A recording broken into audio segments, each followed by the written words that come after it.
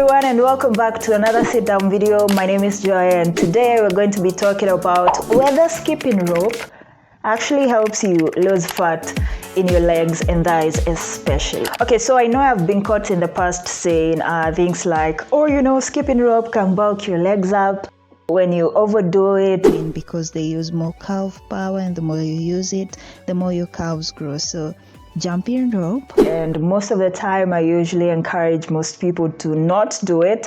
I also used to avoid it like a plague, because of the fact that skipping rope uses your quads and your calves more, and the more you use them, or let's say the more you keep on skipping rope, especially if you're doing it every day like a walk, you're overdoing it. So the quads and the calves in your legs might end up being bigger because, the more you work out, the more the muscles grow, right? So that is the reason why I usually avoid skipping rope. And when most people ask me, can you substitute walking to skipping rope, my answer is usually no.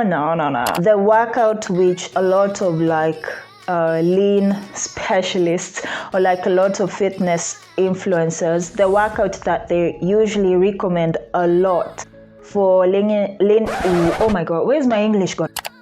out your legs, or making them smaller, especially if they were muscular or bigger. The workout they usually recommend the most is usually fasted power walks. Now, a power walk is a workout you do in a pace that is not so slow, but it's also not fast. Usually a speed 7 kilometers per hour in the gym, kind of treadmill walk. Now, I know 7 is actually a big number. Sometimes I do 7 kilometers per hour is a run, right?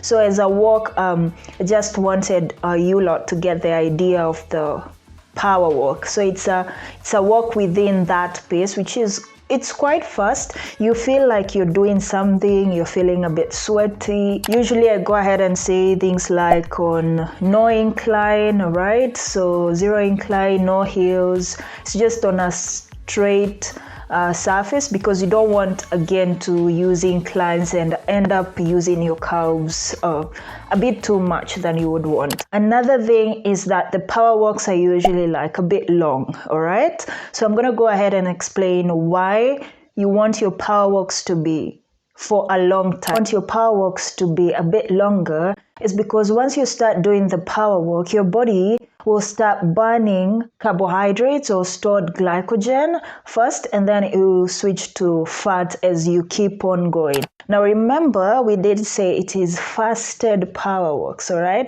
So in the morning when you're doing your fasted power walk, you pretty much don't have that stored carb, or at least most of it, right? That is why sometimes it is not like a fitness influencer will just not say, just do power walks and you'll be all right. No, it has to go power walks, being in a calorie deficit, what you're having for dinner, not too much carbs, because you don't want in the morning you have that load up of carbs, because the body will burn those fast, all right? So that is why we are talking about it being fasted, and you wanting not to have too many carbs for dinner, all right? So in this case, we are not eliminating everything.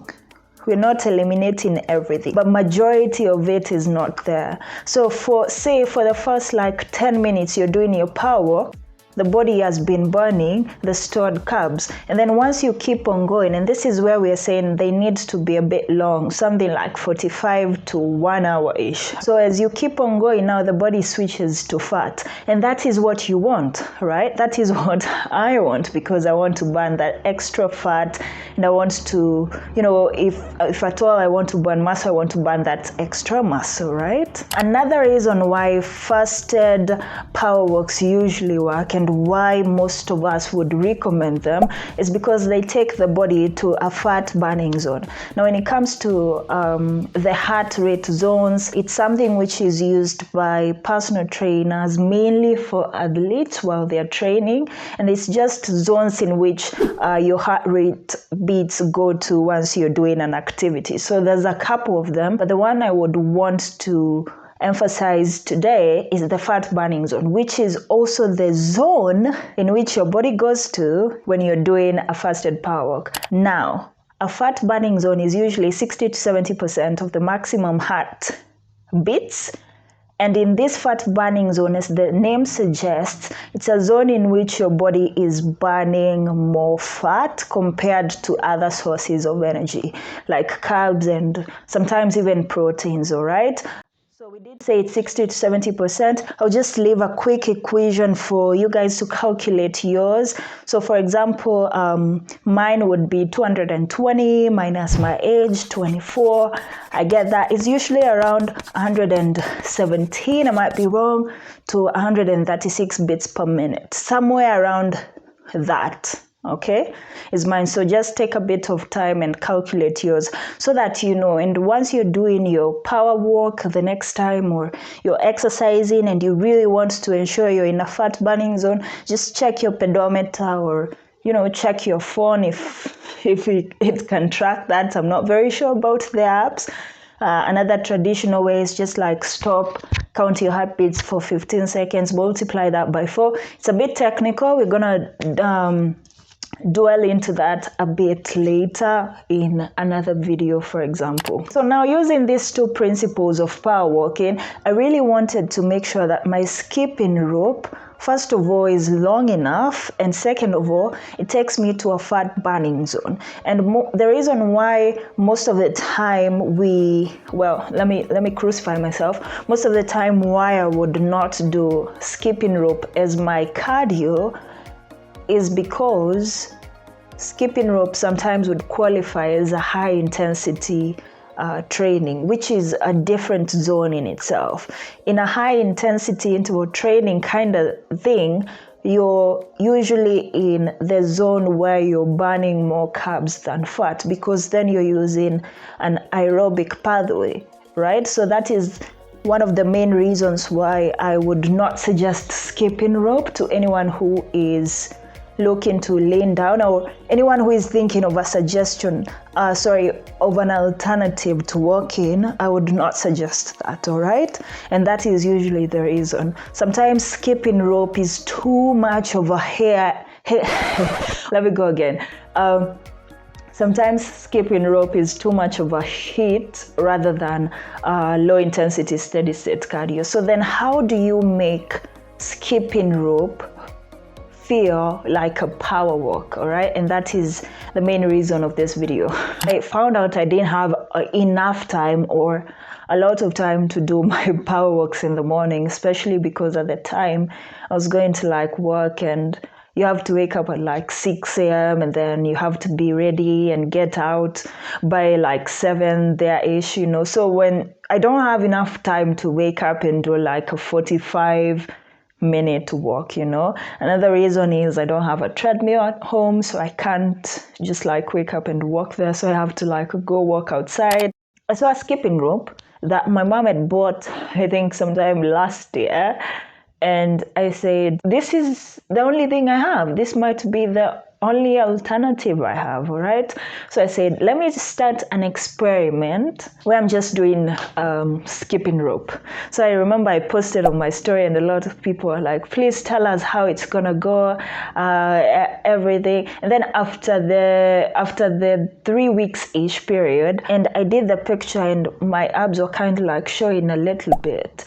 And one of my followers asked me, which workouts have you been doing? Because you look so good. And I was like, really? The only thing I've been doing is skipping rope, because generally I don't have any time for other workouts, And maybe one of my workouts, the one I post here, maybe twice a week. So that's the only thing I've been doing.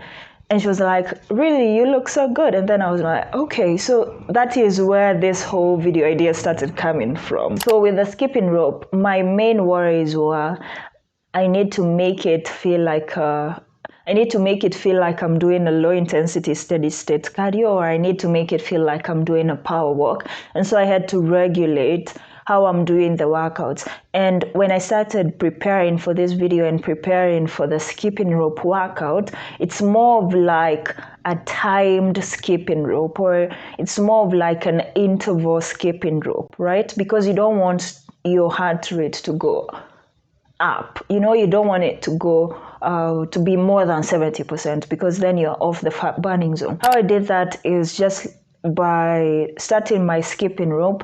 First thing is that they are fasted, all right? So something which I do early in the morning, and then for dinner I make sure it's not like very high, all right? Very high in carbs because of what we said when we were talking about the power walking, all right? So just like when you're doing the skipping rope, I'm checking my heartbeat. If it's like below that, I add the pace, all right? And then if it's above that, I try reduce the pace, and then I keep on going.